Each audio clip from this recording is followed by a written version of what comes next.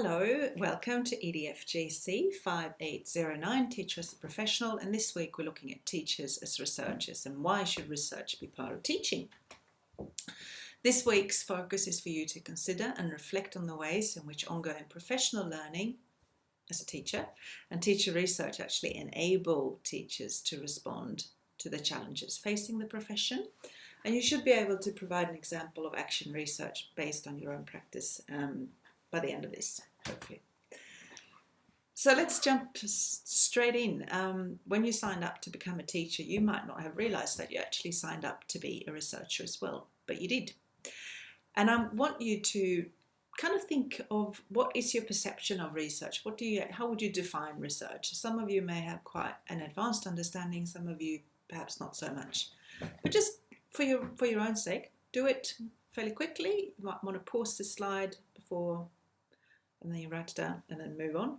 So I'm moving on. Research is something that we do all the time, and I'm sure you're aware of this, and it's actually not rocket science. In our everyday life, we conduct research, we investigate recipes, we find out the best value of something in the supermarket, we might look for holiday destinations and find out more information about that.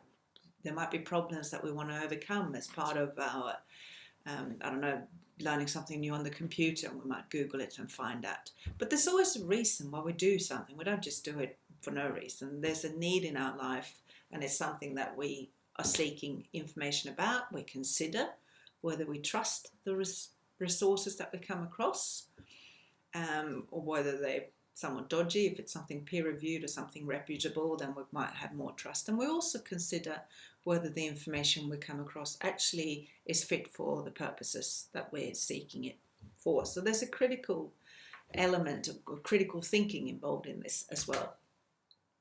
Research is defined in this Dictionary of Educational Terms by Griffith and Kowalski as a systematic and methodical study, inquiry or investigation used to solve a problem or to add or extend knowledge in a particular area. And if we think about it in that way, it actually makes perfect sense that research is part of teaching. It's what we do. We're constantly trying to extend our knowledge. We're learners all the time as teachers. We come across problems that we need to solve and we need to find information. So we do conduct research to overcome that. And that again connects to the reading you've had earlier in this course as well from Sellers. It connects to reflection, that deliberate, purposeful, metacognitive thinking and action, either or, which educators engage in order to improve their professional practice. And that's precisely what we do. But we're trying to do it in a more formal way. If we're actually looking at practitioner research, we're probably collaborating with our colleagues. And this is something that is part of the professional standards for teaching. If you look at the EITSL documents, reflection, professional development, professional learning and collegial learning is an essential part. Wilson, who's written a very useful text on what is it called?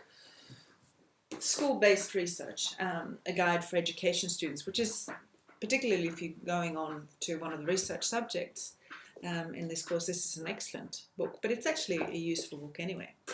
Wilson talks about how teachers constantly reflect on classroom interactions and questions why students behave and perform in a particular way. However, to understand why things happen in the way they do necessitates standing back, taking the time to deliberate more explicitly about practice, and not just that stream of consciousness stuff, but actually structuring it.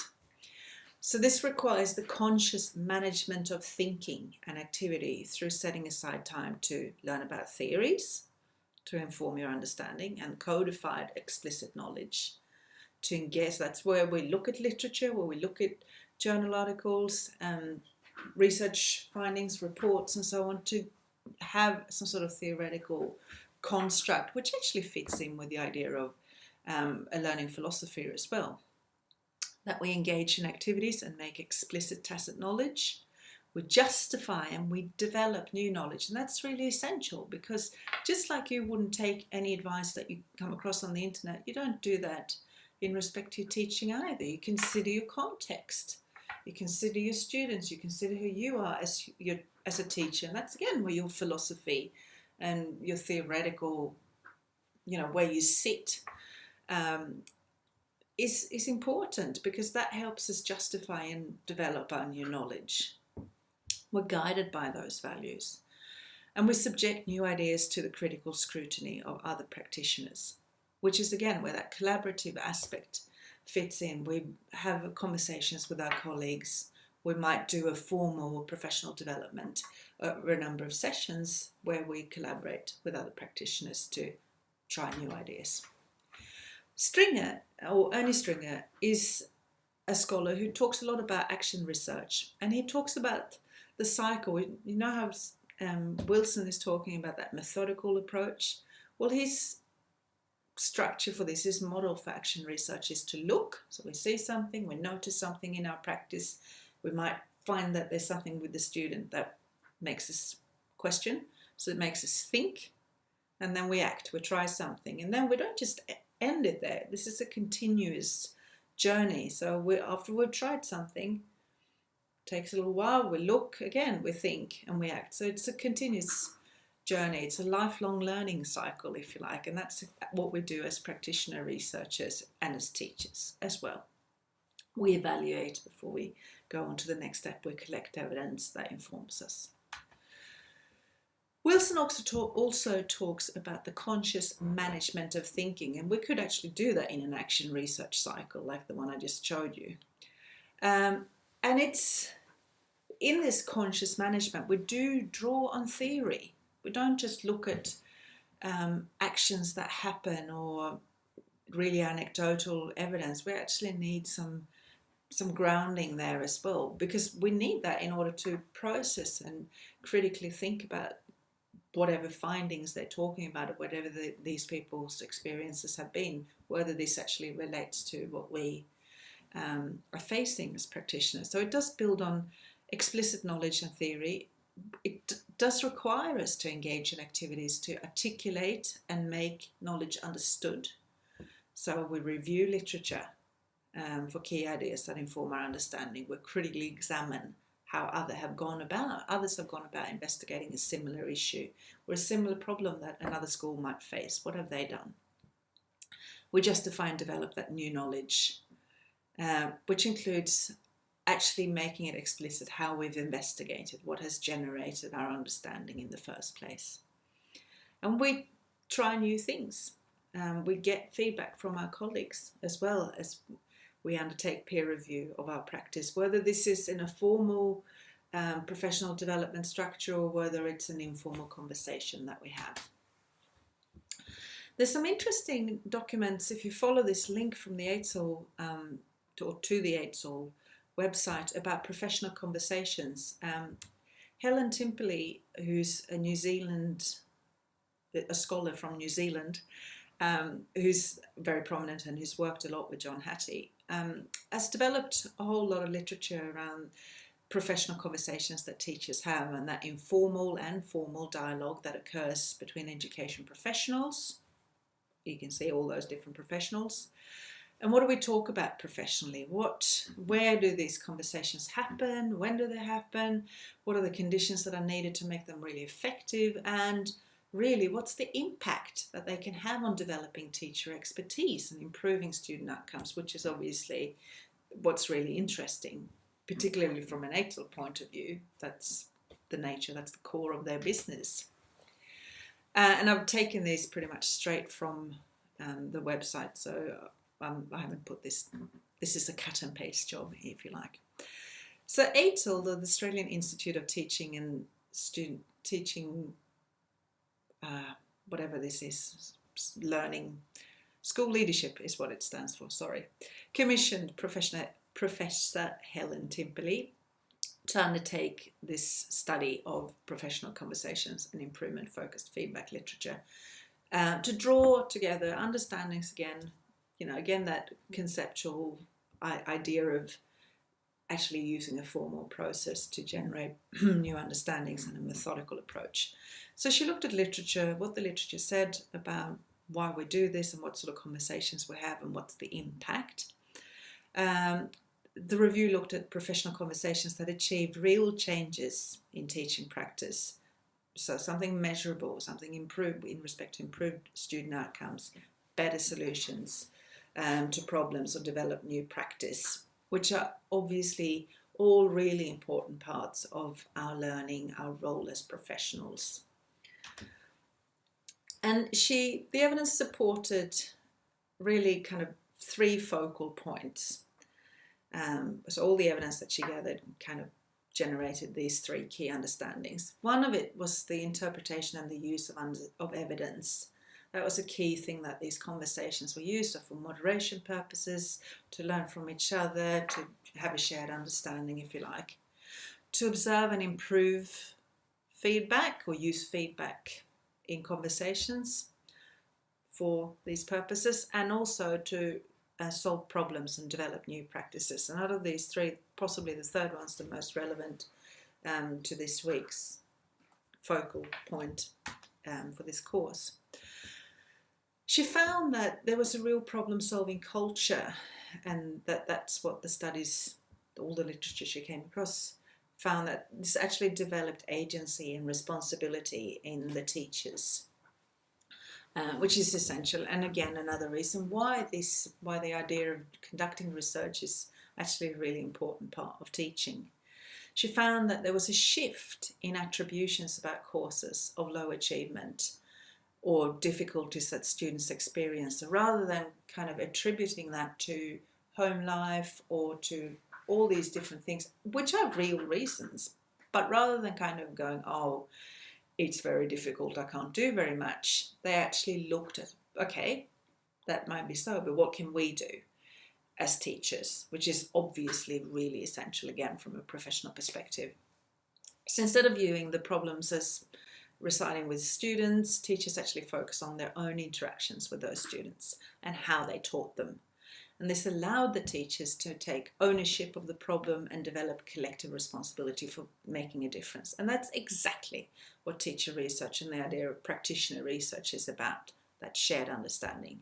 They looked toward courses over which they had some control.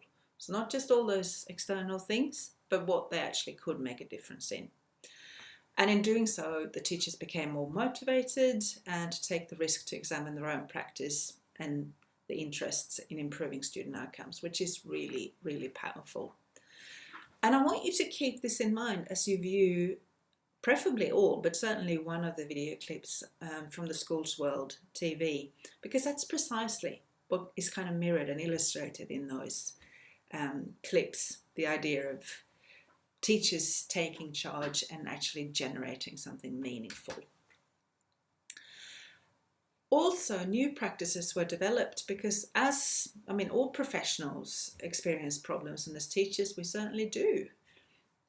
So a common strategy to solve them is to engage in conversations with our peers and our leaders as well. And when you view it like that, you have a growth mindset, if you like. You view it as an opportunity to address something, to build practice. It's not a negative that that you're trying to shy away from. You're actually looking at the current situation. So you're looking at the practice, thinking about what needs to be done, and then you're putting some action in place, and then you evaluate that. Again, that idea of the look, think, act cycle. That again fits in with Hattie's talking about in respect to finding that gap, using evidence-based practice to address it.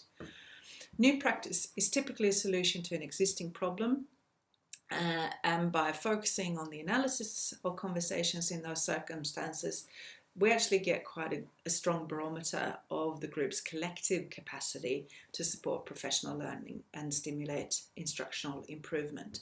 And that's a really important part as well when we look at practitioner research and action research. It's something we're doing in a collegial and very democratic way.